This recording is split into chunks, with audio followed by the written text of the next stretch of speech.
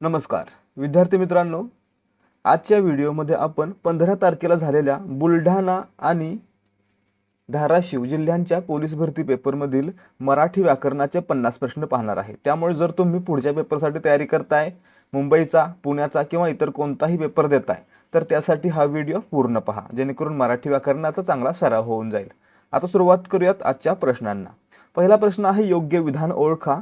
आता मित्रांनो, देवनागरी लिपीबद्दल विधान दिलेली आहेत, परंतु या ठिकाणी बघायचं आहे, हा प्रश्न रद्द होण्याची शक्यता जास्त आहे, कारण देवनागरी लिपीत प्रत्येक ध्वनीला स्वतंत्र चिन्ह आहे असं म्हटलं गेलेलं आहे। आता मित्रांनो, हे काही अंशी खरं पण आहे, कारण आपण काय म्हणतो, देवनागरी ही लिपी परिपूर्ण लिपी आहे। कारण काय आहे, तर प्रत्येक ध्वनीसाठी चिन्ह आहे। मग या ठिकाणी तरी देखील आन्सर की मध्ये हे चूक दिलेलं आहे। ठीक आहे, दुसरा पहा काय दिलंय, संस्कृत व प्राकृत भाषांची देवनागरी लिपी आहे। मित्रांनो, पूर्वी संस्कृत आणि प्राकृत भाषा आहेत त्या ब्राह्मी लिपीत लिहिल्या जायच्या, परंतु अलीकडे संस्कृतसाठी सुद्धा देवनागरी लिपीचा वापर होतोय। त्यामुळे या ठिकाणी हे देखील काही अंशी चूक आणि काही अंशी बरोबर आहे।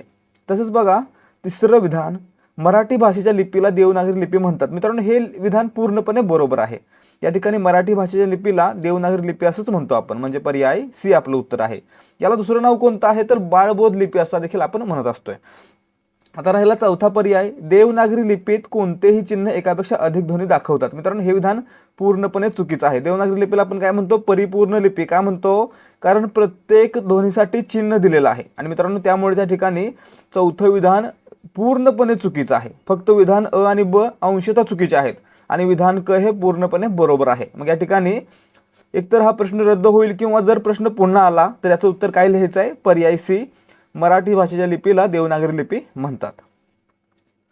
पुढे पाहायचं प्रश्न क्रमांक 2, मुलांनी या शब्दात टिंबटिंब। आता या ठिकाणी पहा, मू हे काय आहे, लक्षात ठेवायचं आहे, जेव्हा एक व्यंजन आणि एक स्वर एकत्र येतो तेव्हा काय बनतं, तर अक्षर बनतं। म्हणजे या ठिकाणी म व्यंजन अधिक उ स्वर, मू हे काय झालं, अक्षर झालं। म्हणजे आपलं उत्तर काय असणार आहे, पर्याय ए, मू हे अक्षर आहे। लक्षात ठेवलं। आता पुढे लक्षात ठेवायचं आहे, जेव्हा दोन व्यंजन अधिक एक स्वर एकत्र येतो तेव्हा त्या ठिकाणी त्याला काय म्हणायचं, तेव्हा त्याला म्हणायचं जोडाक्षर। ठीक आहे, आणि जेव्हा एकच व्यंजन दोन वेळा येतं, उदाहरणार्थ द अधिक द दोन वेळा आलं तर त्याला काय म्हणणार, द्वित म्हणणार। आणि जर फक्त दोन व्यंजन एकत्र आली तर त्याला काय म्हणणार, संयुक्त व्यंजन म्हणणार। ठीक आहे, अशा प्रकारे लक्षात ठेवायचं। प्रश्न क्रमांक 3, य, र, ल, व यांची उच्चारस्थाने अनुक्रमे या स्वरांच्या उच्चारस्थानांसारखी आहेत। आता मित्रांनो, क्रम लक्षात ठेवायचा नाहीये, क्रम नंतर पाहू आपण। काय पाहायचं आहे, तर य चा उच्चार हा रस्व ई सारखा होतो। रस्व ई लक्षात ठेवायचा आहे, रस्व दीर्घ नाही।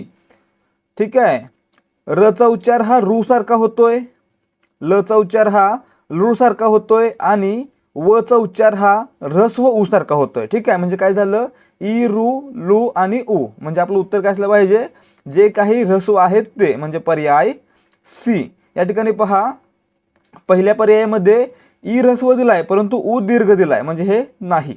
दुसऱ्यामध्ये पहा, ई दीर्घ आहे, म्हणजे हे पण नाही।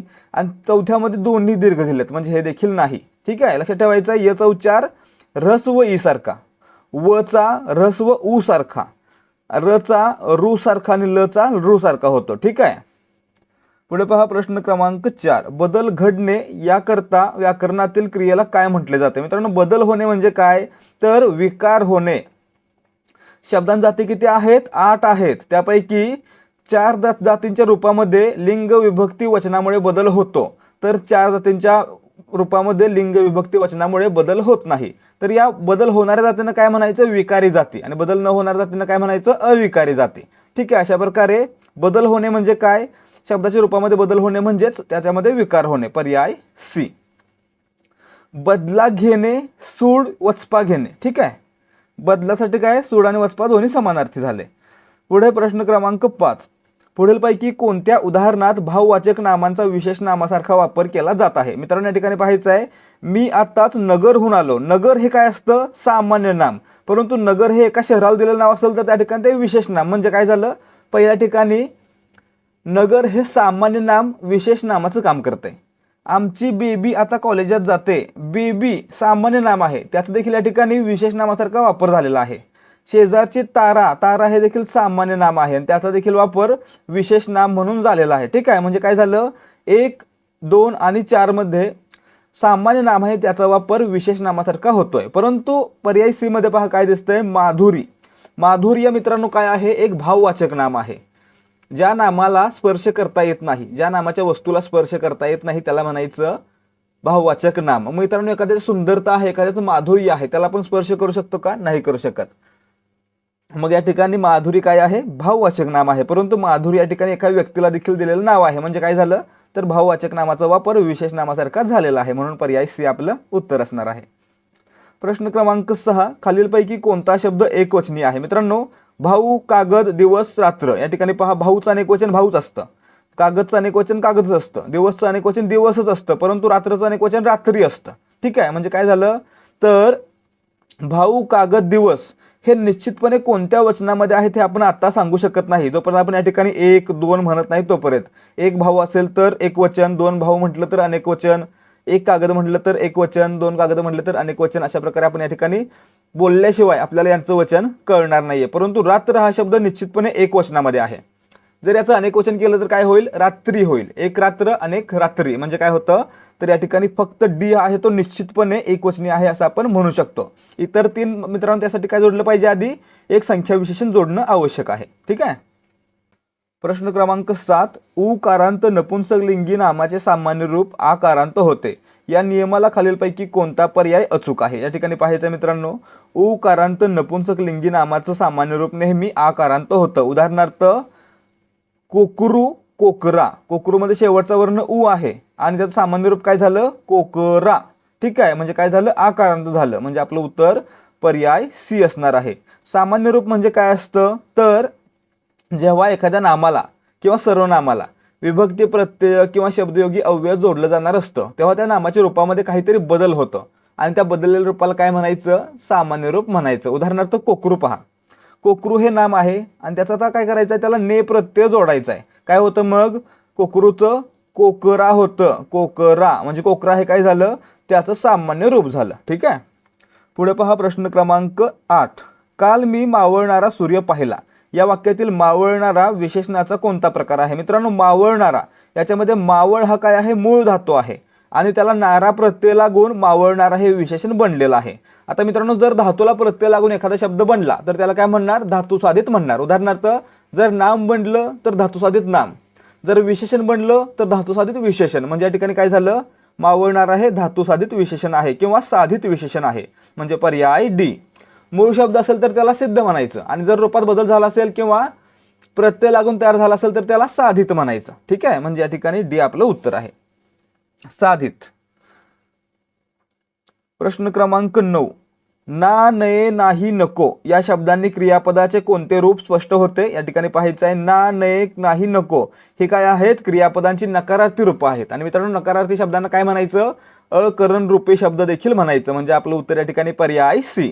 होकारार्थी वाक्याला आपण काय म्हणतो, करण रूपी वाक्य। नकारार्थी वाक्याला काय म्हणतो, अकरण रूपी वाक्य, कारण त्यामधील क्रियापद ही करण रूपी किंवा अकरण रूपी असतात। अशा प्रकारे या ठिकाणी ना, नये, नाही, नको काय आहेत, अकरण रूपी क्रियापद आहेत। ठीक आहे। प्रश्न क्रमांक 10, विकल्पबोधक, स्वरूपबोधक, परिणामबोधक, संकेतबोधक या प्रकारात खालीलपैकी कोणते अक्षर किंवा शब्द येऊ शकतो। या ठिकाणी पाहायचं आहे, विकल्पबोधक प्रधानत्वसूचक उभयान्वी अव्ययाचा प्रकार, स्वरूपबोधक गौणत्वसूचक उभयान्वी अव्ययाचा प्रकार, परिणामबोधक प्रधानत्वसूचक उभयान्वी अव्ययाचा प्रकार आणि संकेतबोधक हा गौणत्वसूचक उभयान्वी अव्ययाचा प्रकार आहे। आणि मित्रांनो या सर्वांमध्ये एक शब्द कॉमन आहे, कोणता, की। तुला हे हवं आहे की ते असं म्हटलं की त्या ठिकाणी की काय आहे, विकल्पबोधक आहे। गुरुजी म्हणाले की असं म्हणालं तर की काय आहे, स्वरूपबोधक आहे। अशा प्रकारे मित्रांनो विकल्पबोधक, स्वरूपबोधक आणि परिणामबोधक म्हणून की हा शब्द काम करतो, म्हणजे आपलं उत्तर पर्याय बी असणार आहे, हा या सर्वांमध्ये येतो। प्रश्न क्रमांक 11, कर्तरी प्रयोगात कर्ता हा नेहमी, मित्रांनो लक्षात ठेवायचं कर्तरी प्रयोगामध्ये कर्त्याला कोणताही प्रत्यय नसतो, म्हणजे कर्ता हा नेहमी प्रथमांत असतो, म्हणजे आपलं उत्तर पर्याय सी। आणि कर्माला प्रत्यय लागलेले असू शकतात। त्याच प्रकारे जर कर्मणी प्रयोग असेल तर कर्माला कोणताही प्रत्यय नसतो आणि कर्त्याला प्रत्यय लागलेले असतात। ठीक आहे, आणि त्यावरून त्याचे काही प्रकार देखील पडतात। प्रश्न क्रमांक 12, आ हे प्रत्यय लागून बनलेले धातुसाधित टिंबटिंब आहे। मित्रांनो या ठिकाणी पाहायचं आहे, चिंत हा धातू असतो त्याला आ प्रत्यय लागून चिंता हे धातुसाधित नाम तयार होतं, म्हणजे काय झालं, आपलं पर्याय ए उत्तर झालं। ठीक आहे। प्रश्न क्रमांक 13, राज्य गादीवरी काढी तुझ्या आठवणी, फळाज अतिमाय मायेची पाठवणी, या पदपंक्तीतील अलंकार ओळखा. आता या ठिकाणी पाहायचं आहे, राज्य गादीवरी काढी तुझ्या आठवणी, आठवणी शेवटचा वर्ण वनी, शेवटचे दोन शब्द वनी आहेत. ठीक आहे. फळा आली माय मायेची पाठवणी, या ठिकाणी देखील काय झालं, वनी. आता काय पाहिलं आपण, लक्षात ठेवायचं आहे की व्याख्या, जेव्हा एखाद्या कवितेच्या चरणामध्ये काही ठराविक अक्षर पुन्हा येऊन चमत्कृती साधली असेल किंवा कवितेच्या चरणाच्या शेवटी किंवा मध्येच कुठेतरी अक्षर पुन्हा पुन्हा येऊन चमत्कृती साधली असेल तर त्याला म्हणायचं यमक अलंकार. अशा प्रकारे वनी वनी शेवटी पुन्हा आलेला आहे म्हणून या ठिकाणी हे काय झालं, यमक अलंकार म्हणजे पर्याय सी. आता उपमान मित्रांनो, पुढच्या व्याख्या पहा काय आहे. रूपक म्हणजे कधी असतो, तर जेव्हा उपमेय आणि उपमान एकरूप आहेत असं वर्णन केलं जातं तेव्हा त्या ठिकाणी रूपक अलंकार असतो. उत्प्रेक्षा कधी, जेव्हा उपमेय हे उपमानच आहे असं वर्णन केलेलं असतं त्या ठिकाणी उत्प्रेक्ष अलंकार होतो. आणि श्लेष कधी, जेव्हा एकच शब्द दोन भिन्न अर्थाने वाक्यामध्ये वापरला जातो तेव्हा त्या ठिकाणी श्लेष अलंकार होतो. पुढचा प्रश्न पहा, प्रश्न क्रमांक 14, कांदा पडला पेवात पिसा हिंडे गावात, ही म्हण कोणत्या बोलीतील आहे मित्रांनो, ही म्हण आहे वऱ्हाडी भाषेतील, पर्याय ए. प्रश्न क्रमांक 15, निढळ या शब्दाचा अर्थ काय मित्रांनो, निढळ म्हणजे काय, आपलं कपाळ, कपाळ किंवा भाळ म्हणजे आपलं उत्तर पर्याय सी. प्रश्न क्रमांक 16, पैरण या शब्दाचा अर्थ सांगा मित्रांनो. पैरण म्हणजे काय, एक शैल कापड, शैल वस्त्र जे आपण अंगावर घातल्यासारखं वाटतं त्याला म्हणायचं पैरण म्हणजे आपलं उत्तर पर्याय सी, शैल सदरा.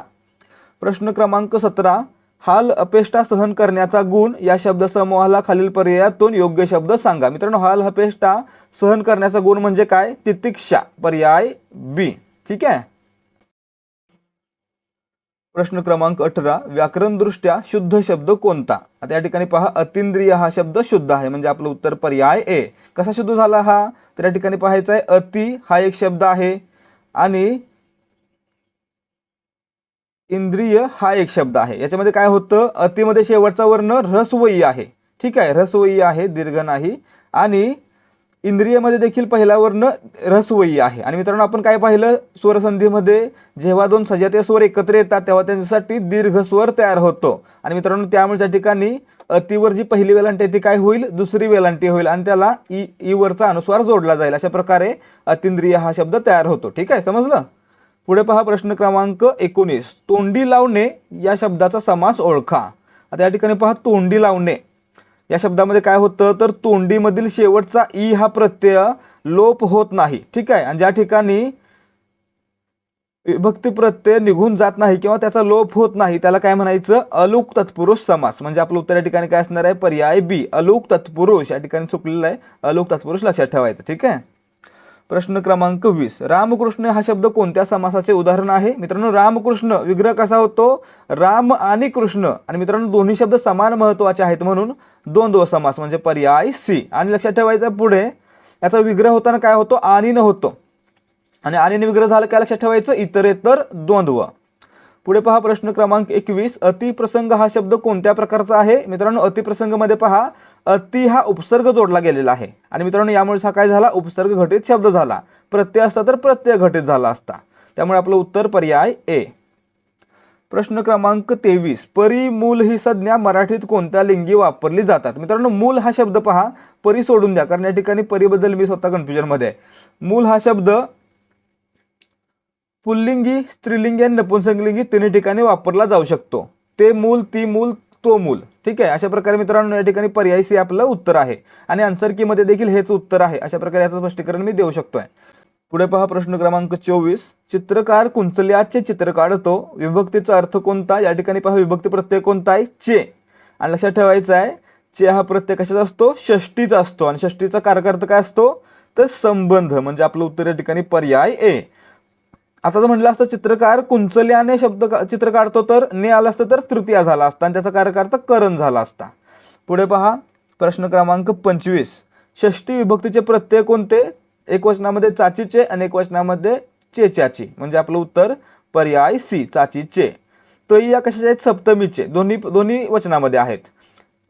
निशी अनेक वचनामध्ये तृतीयेचे आणि ऊन हून पंचमीचे. ठीक आहे.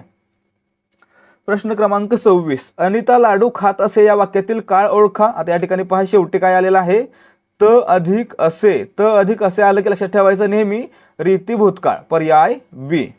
ही क्रिया भूतकाळामध्ये नियमितपणे घडत होती त्यामुळे या ठिकाणी याला म्हणायचं रीती भूतकाळ.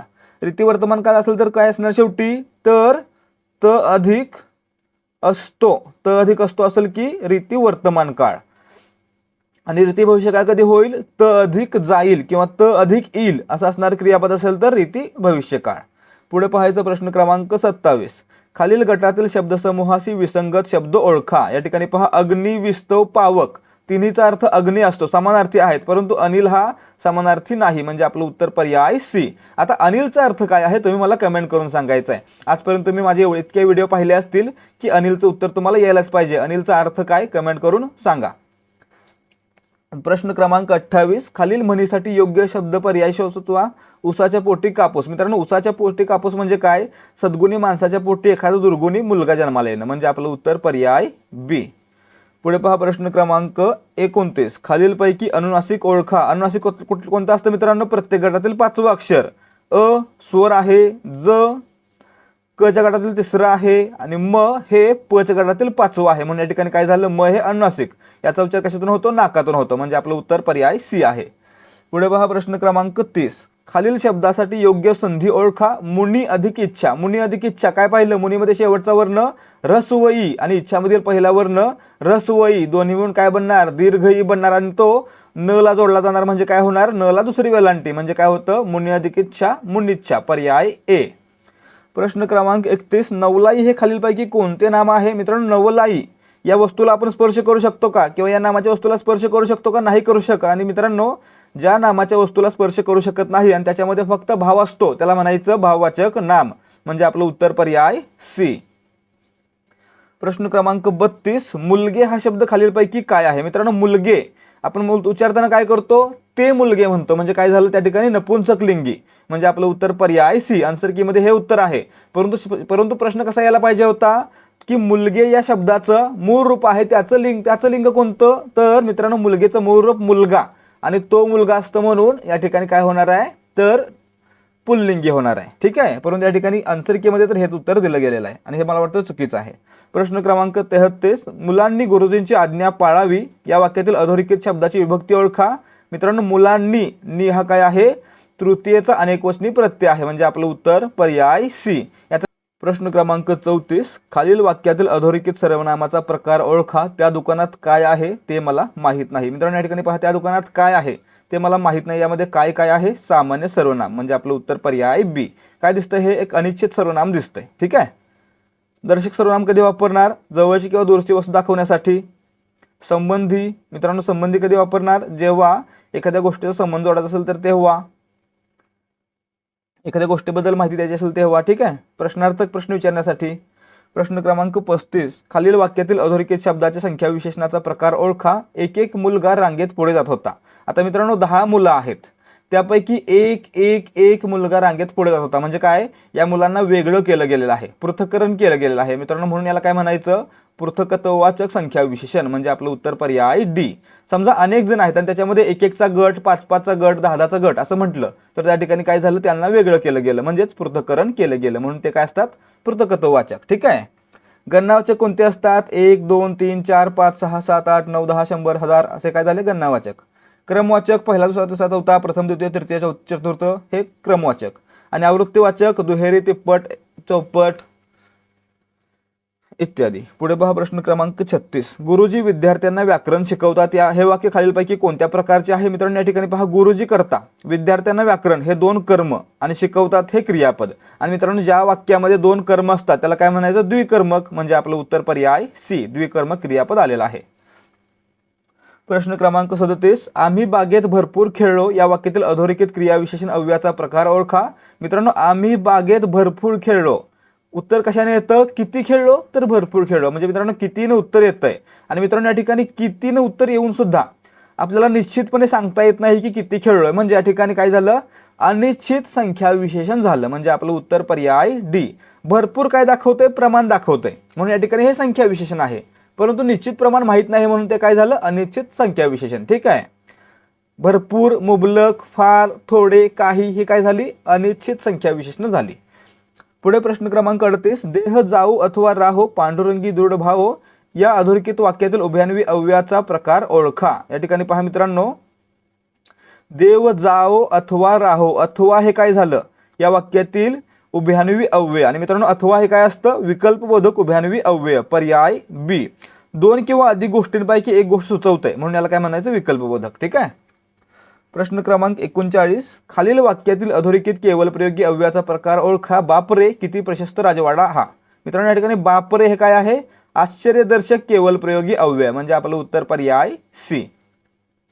प्रश्न क्रमांक 40, पर्णिकाचा पेपर लिहून झाला या वाक्यातील प्रयोग ओळखा. आता मित्रांनो या ठिकाणी पहा, पर्णिका करता, पेपर कर्म, लिहून झाला क्रियापद.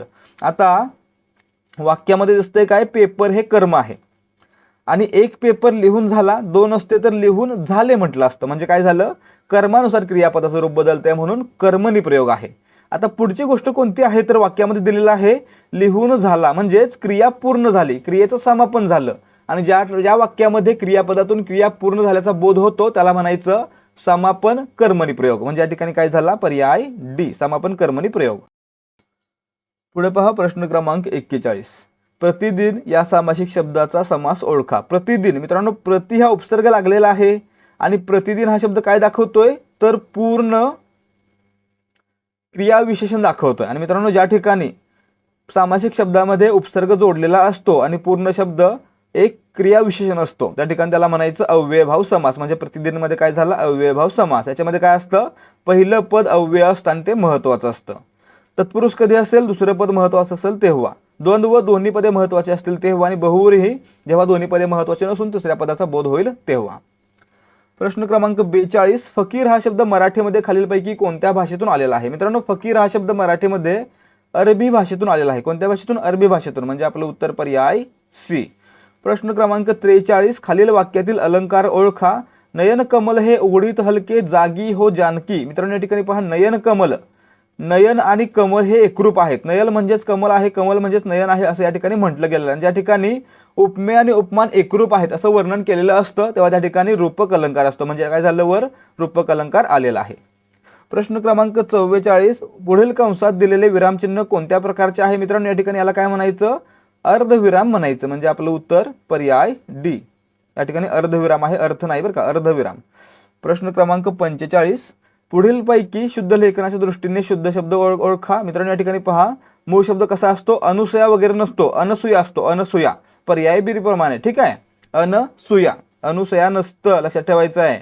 अनुसया म्हणतो आपण एखाद्या मुलीला एखाद्या बाईला, पण या ठिकाणी अनसुया हे खरं नाम आहे. पुढे पहा प्रश्न क्रमांक 46, खालीलपैकी कोणत्या भाषेची लिपी ही देवनागरी नाही. मित्रांनो आता वर पाहिलं होतं आपण संस्कृतची लिपी देवनागरी आहे तर हे चुकीच दिलं होतं, परंतु या ठिकाणी पहा संस्कृतसाठी आजकाल मराठी लिपी देवनागरी लिपी आपण वापरतोय. मराठीसाठी तर आहेच, नेपाळीसाठी देखील देवनागरी आहे, परंतु कन्नडसाठी एक स्वतंत्र लिपी आहे म्हणून या ठिकाणी काय म्हणायचं कन्नडची लिपी देवनागरी नाही, पर्याय डी. त्यामुळे पहिला प्रश्न रद्द होईल असं मी म्हणालो होतो. प्रश्न क्रमांक 47, शब्दाचा प्रकार ओळखा. अतिथी. मित्रांनो अतिथी हा शब्द संस्कृतमधून आहे असा मराठीत येतो म्हणून याला काय म्हणायचं तत्सम शब्द, म्हणजे आपलं उत्तर पर्याय ए. तत्सम तद्भव म्हणजे काय, एखादा शब्द संस्कृतमधून आहे असा मराठीत आला तर त्याला काय म्हणायचं तत्सम म्हणायचं, आणि एखादा शब्द संस्कृतमधून मराठीमध्ये येताना त्याच्या रूपामध्ये बदल झाला तर त्याला काय म्हणायचं तद्भव म्हणायचं. ठीक आहे. प्रश्न क्रमांक 48, पुढील शब्दासाठी योग्य अर्थ लिहा. मित्रांनो या ठिकाणी पहा शब्द दिलेलाच नाहीये. जल, हात, तहान, बर्फ. शब्द लक्षात ठेवायचा. या ठिकाणी पाणी, पाणी हा शब्द आहे आणि पाणीला पहिली वेलांटी असेल तर त्याचा अर्थ काय असतो हात असतो, म्हणजे आपलं उत्तर पर्याय बी. आणि जर दुसरी वेलांटी असेल तर पाणीला त्याचा अर्थ जल असा होऊ शकतो. ठीक आहे. प्रश्न क्रमांक 49, खालील पद्यपंक्तीतील वृत्त ओळखा. मधु घट्टची रिकामे पडती घरी, मधु मागशी माझ्या सख्या परी. मित्रांनो वृत्त लक्षात ठेवायचं आहे, नववधू आहे. कोणता आहे नववधू, पर्याय डी. प्रश्न क्रमांक 50, हात ओला करणे या वाक्यप्रचाराचा खालीलपैकी कोणता अर्थ आहे. मित्रांनो हात ओला करणे म्हणजे पैसा मिळणे किंवा लाच घेणे. काय लक्षात ठेवायचं लाच घेणे, म्हणजे आपलं उत्तर या ठिकाणी पर्याय डी.